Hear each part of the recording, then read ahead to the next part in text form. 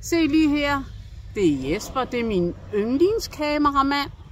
Og her har vi Sille. Hun er også min yndlings. Jeg ved bare ikke, hvad det hedder så bagefter.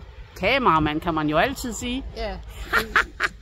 Han skal have en krammer lige om lidt. Bare kalde mig kammerat. Ja. Ja, Sille er min kammerat. Fordi nu mødes vi igen, og det er jo Silles skyld. Men vi har lige spillet Pokémon, og vi vandt over et 5'er. Helt ærligt. Altså, dagen bliver sgu nok ikke bedre, vil jeg lige sige. Helt ærligt, det er fantastisk. Men jeg vil lige også lige vise. Ja, jeg ved godt, vi vil kigge på Jesper hele tiden. Det skal Camilla er her.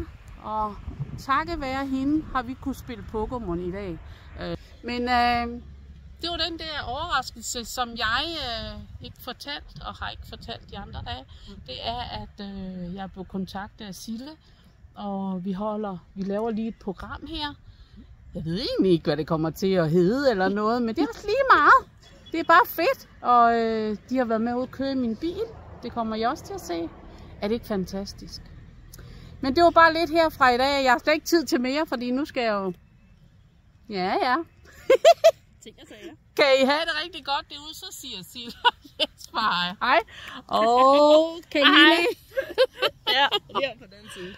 Husk at nyde livet derude, for det kunne have været meget værre. Og jeg vil lige sige, I skal selv gøre noget ved det. Kan I have det godt? Hej hej.